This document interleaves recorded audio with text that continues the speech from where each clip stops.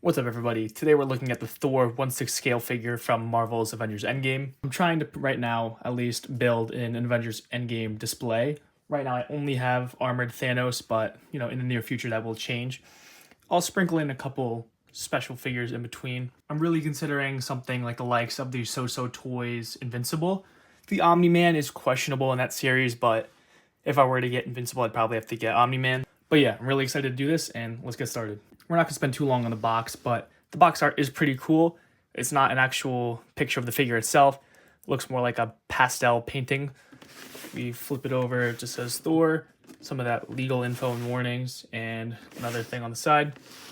And we pull up the sheet. There's the beautiful figure itself. Nothing crazy special at the box except the Avengers logo.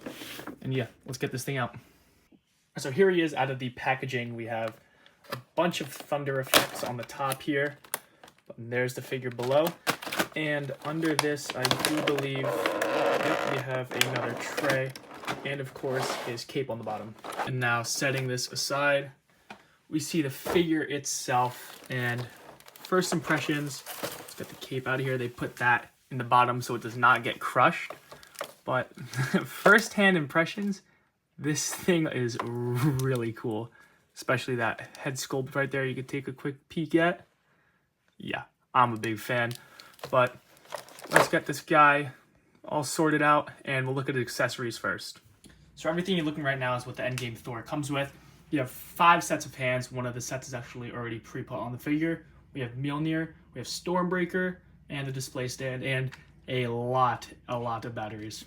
So this is the first set of hands on the Thor. The detail on these is crazy. You can see all the little veins. And this is, I'm assuming, to hold Mjolnir and Stormbreaker. We'll put that down right there. This might actually be the Stormbreaker hands just because they are open a little more. But I guess you can really kind of just do whatever you want with them.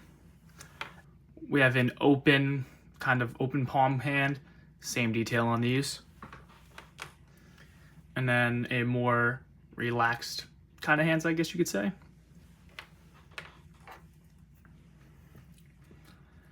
And now this is Mjolnir, very shiny, woo. But it has a nice pleather, I'm assuming, bottom on it. The handle is plastic. This is fully plastic, but I think they did a great job with the paintwork to make it look like it's made of metal. I mean, it could have fooled me, and I'm gonna be honest, it kind of did. My only gripe is that there isn't a little cover for this right here. This is kind of always just being exposed, I guess you could say. But you can't really do anything else about that. And Stormbreaker. This thing right here is absolutely massive. I mean, if you put it up to Mjolnir, I don't know. Is the scaling correct on this? I mean, that seems far too big. But I would not and do not care, because it's just a super big piece and it has so much presence to it. But the detail work on this is obviously great. All the paint, the chip, and the wear. And this does look like real wood. I mean, to the extent that it has to. Even has the little stump on the bottom there. And we have the Thor display stand, pretty basic. I believe this is the same display stand that comes with every version of the Avengers Endgame characters. And we have a dynamic flight pole, just because obviously Thor is probably going to be doing some flying. But now that we're done with all the accessories, let's get the figure out here himself and take a closer look. Yeah, I finally have Thor out here, and everything I was saying was correct. This guy is really cool, even with that big gut. We take a closer look at that head sculpt right here. He does only come with one, but I don't really see a reason to come with any others. Maybe it would have been cool to have a angrier face, but this will do. And we do have those beautiful seamless Hot Toys arms, so you're not going to have to worry about any ugly joints. There, of course, is Thor's big gut with the split cut kind of boot design. And I'm really happy with how this figure came out. Taking a closer look at this portion of Thor, just the top half, again, it is still super strong. The likeness to Chris Hemsworth is definitely there. This is a beautiful head sculpt. The hair is pretty nice. It is rubbery plastic, so it will not break on you, so you don't have to be too delicate. Same thing goes down here, but I would not play with that too much. It does seem like if it does bend back and forth enough, it will probably break. here at the shoulders. It has a metallic-y matte kind of paint. I don't really know how to explain it, but it does look movie accurate in my opinion. And onto the cape. Yeah, that it's a big cape. It is probably just about longer than Thor himself, and it is a fabric material. Not a lot of detail, but I don't think Thor's cape really did ever have too much detail on it. This is what the bottom half of the figure looks like up close. I don't really have any flaws with this. It's not too detailed without any of the accessories or anything on him. But yeah, now it's for the fun part. Let's put some accessories on him and let's check out those lightning accessories. And while I'm setting this up, I thought I would just note that Stormbreaker is so heavy that I have to put on different joints or else it will actually damage the figure. And I thought that was just pretty funny.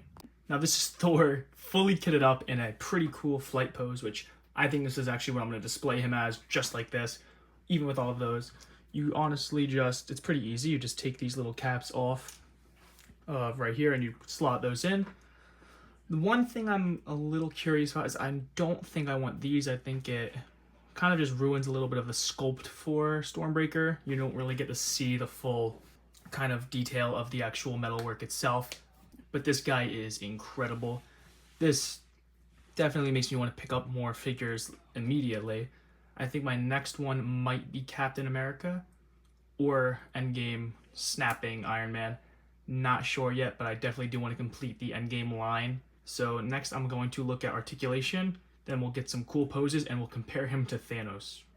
Alright, so I put him back to, I guess you could say, default. Right now, no crazy accessories or anything, just to check his articulation. Do mind, this is my personal figure. I did pay my own hard-earned money for it, so I'm not really going to stretch it to the absolute limit, but I'm just going to see what we can do. So I think you can obviously expect this with the hair. The head sculpt does not move very much at all. Side-to-side pivot is pretty good. You could probably do around 360 with that, but I won't. Then we could put the arms about that high. Yeah, that's pretty good. Then down, we can go right about to his side. Wrist, obviously go whatever you want. And let's check the bicep. You can bend it about that much before I'm getting uncomfortable bending that anymore. Ab crunch, let's see. Yeah, with this guy, you're not getting any ab crunch. There's no joint right there. So you're kind of just stuck, leaving him pretty straight up. But he's fat anyway, so I wouldn't really expect him to bend over. His hips go out about that much. Forward movement, ooh, non-existent too. Let's check. The knees move pretty good, about 90. And the feet, very impressed with these actually. They can do that and that. Side to side pretty good. This part does move on its own too. And yeah, not much else to show about that. This does have the pivot right there though. And yeah, that's it for the posing. Nothing crazy, but again, it's fat Endgame Thor, so I wouldn't expect him to move very much. But now let's check in with the comparison of Thanos, and then at the end of the video, we'll show some pretty cool poses with him.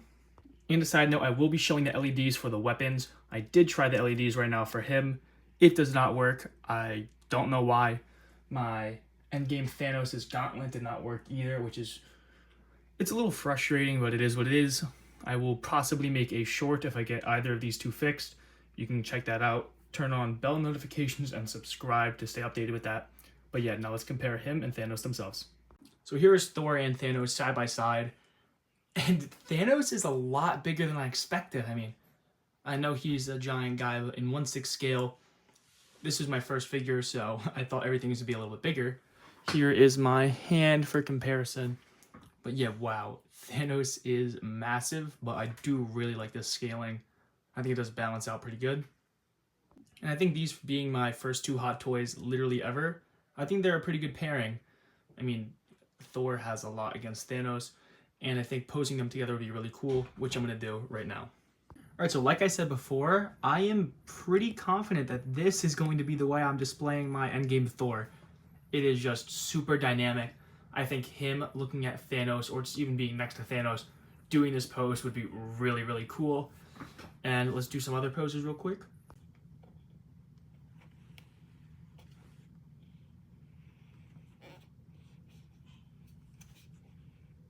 And yeah, everybody, that's about it for this video. I'm sorry I'm not the greatest at posing hot toys from the experience I've had. The hands have fallen off so much. The hands have been causing me a big problem, but you know what? It's whatever. Let me know down in the comments if we should buy a light box, because this setup is a little janky. Get a nice little turntable with that light box. But also comment down below if I did forget anything that you would like to see in the next review. Comment down below and make sure to subscribe. And that's about all it. See ya. By the way, here's what the lights look like in dim light. It's not crazy, but you know, it gets the job done. Hopefully I will get to fix this guy, but yeah.